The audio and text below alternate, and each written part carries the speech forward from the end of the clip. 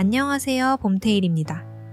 여러분, 몇 주 아니면 몇 달 동안 정성껏 준비한 일이 있는데 한순간에 허무하게 무너지는 순간을 겪어보신 적 있나요? 이모티콘 작가를 하게 되면 이 일을 꽤 많이 접하게 되는데요. 몇 달 동안 정성껏 준비한 작품이 미승인이라는 단 3글자로 허무하게 사라지는 그 순간. 그때의 상실과 좌절은 솔직히 뭐라고 표현할 수 없을 정도로 마음이 아파요. 회사를 다니면서 이모티콘 작가로 활동했지만 그래도 8년 동안 활동을 해왔는데 미승인이 될 때마다 아직 속상함을 느낀답니다. 제가 얼마 전에도 몇 달간 준비한 이모티콘이 미승인 됐거든요. 그런데 제가 너무 담담하게 넘어가니까 한 수강생님이 이렇게 물어보셨어요. 작가님, 미승인이 됐을 때 너무 허무하고 힘이 드는데 어떻게 극복해야 할까요? 전 이렇게 말했어요. 대문자 T처럼 행동하시면 돼요. 솔직히 말해서 사실 시간을 많이 들인 작품이 거절당하면 사람인지라 당연히 실망하게 되죠. 실패를 좋아하는 사람은 없잖아요. 그래도 그냥 최대한 담담하게 받아들이고 분석적으로 생각해야 스스로에게도 타격이 없습니다. 그리고 최대한 빨리 다시 시작하세요. 계속 실패한 경험만 붙잡고 늘어지다 보면 내가 재능이 없나? 내가 보기엔 충분히 잘했는데 이런 걱정과 후회만 늘어나게 됩니다. 그리고 이런 부정적인 생각이 마구 떠오르면 자신감이 하락해서 작업을 할 때 결정하기가 힘들어져요. 그렇게 생각이 많아지다 보니 결국 다시 또 미승인 되는 작품을 만들게 되고 이런 악순환이 반복되게 됩니다. 심지어 저도 이미 출시된 다른 작품들을 보면서 왜 저건 되고 나는 안 되는 거지? 내가 저것보다 잘 그린 것 같은데 그림 실력이 부족한 걸까? 학원에 다녀야 하나? 같은 고민을 하기도 했습니다. 근데 보통 그림 실력이 부족하다고 미승인 되진 않아요. 제가 제대로 이유를 파악하지 못한 거죠. 실패한 데는 어떤 이유가 있을 거예요. 생판 모르는 남이 그냥 이 그림체 마음에 안 드니까 너는 미승인이야 라고 하지 않을 거잖아요. 한 회사에서 일하는 직원이 내 그림을 판단했을 텐데 상품을 판단하는 데에는 일정한 기준이 있을 게 분명하니까요. 그게 우리가 결과에 납득하든 못하든 그게 판단 기준이니까요. 작업하다 중간에 미승인 된 것들이 생각나면 의식적으로 계속 긍정적인 생각을 하는 거예요. 실패한 경험도 나중엔 다 도움이 될 거야 라고 말이죠. 진짜로 이렇게 생각하면 슬펐던 마음이 빠르게 차분해지고 나아집니다. 실패는 성공의 어머니라는 말이 저는 정말 맞다고 생각하거든요. 그럼 마음을 다잡은 다음에는 도대체 뭘 해야 할까 궁금하실 거예요. 새로운 이모티콘을 만들어야 하나? 다시 재심사를 받아야 하나? 하고 말이죠. 미승인의 흔들린 멘탈을 잡으신 다음에는 실패한 이모티콘을 꼼꼼히 분석해 봐야 합니다. 왜 미승인이 됐을까?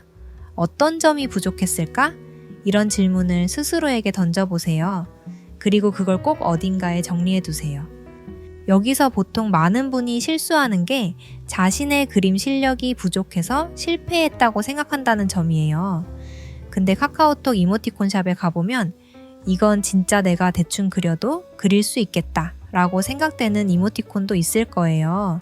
즉, 컨셉과 맞으면 그림 실력은 큰 문제가 되지 않는다는 말이죠. 그렇다면 이 컨셉은 어디에서 오느냐? 바로 기획 단계에서 옵니다. 미승인 받은 이모티콘은 기획 단계에서 대부분 문제점이 있어서 미승인 당하는 경우가 많습니다. 그래서 저는 실패할 때마다 그림 실력 향상에만 매달리지 않고 기획부터 다시 뜯어 고치는 습관을 들였어요. 미승인된 이모티콘을 자세히 살펴보세요. 내가 표현하려고 한 주제가 일관성 있게 하나의 세트처럼 표현되었나요? 혹시 이것도 넣고 저것도 넣으면 좋겠지 하고 종합 선물 세트처럼 표현하지는 않았나요? 요즘 사람들에게 인기 있을 만한 주제인가요? 사람들이 많이 쓸 것 같은 감정 표현인가요?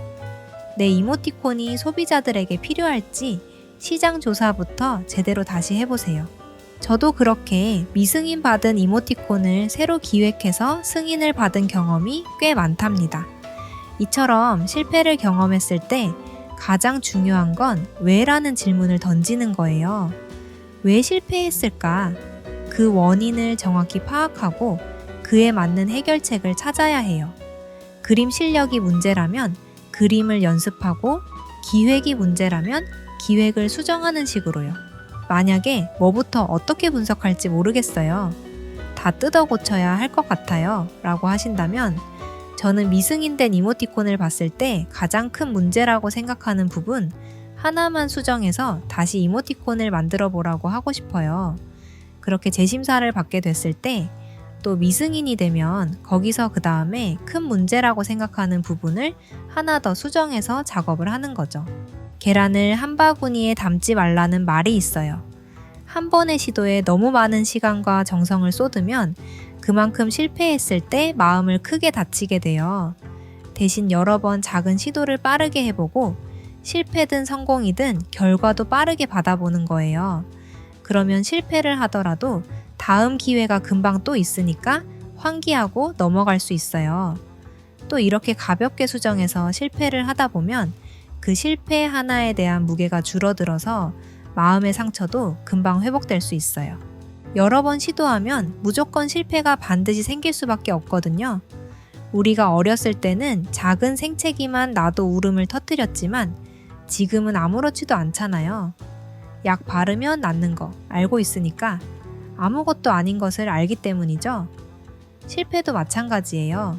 실패도 반복되면 학습돼요. 작은 수정이 쌓이다 보면 몇 달 전에 실패했던 작업보다 지금은 훨씬 성장한 것을 알 수 있을 거예요. 이 실패들이 쌓여서 내가 더 큰 성장을 이룰 수 있도록 밑거름이 된다고 생각하면 그렇게 아프게 느껴지진 않을 거예요. 넘어져서 울고 난 다음에 생각보다 그렇게 아프진 않네? 하고 넘어가게 되듯이 말이에요. 그리고 우리가 보는 인기 작가들도 겉으로 보이는 몇 번의 성공 뒤에는 수십 번의 실패를 하고 있다는 사실을 알고 계셔야 해요. 지금도 실시간으로 실패를 하고 있다는 거죠.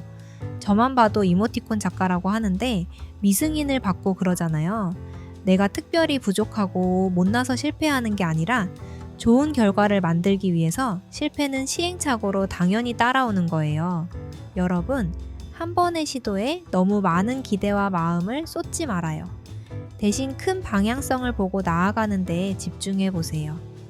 그러다 보면 어느새 여러분이 꿈꾸던 모습에 한 걸음 더 가까워져 있을 거예요. 여러분의 꿈을 향한 여정에서 만나는 모든 실패와 좌절을 받아들여 보세요.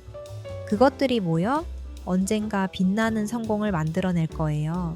사실 이모티콘 작업에만 해당되는 얘기는 아니에요. 시험이든 회사 업무든 실패를 경험할 때마다 이렇게 생각해 보세요. 이번 실패로 내가 무엇을 배웠지? 실패는 우리에게 귀중한 교훈을 주는 스승이에요.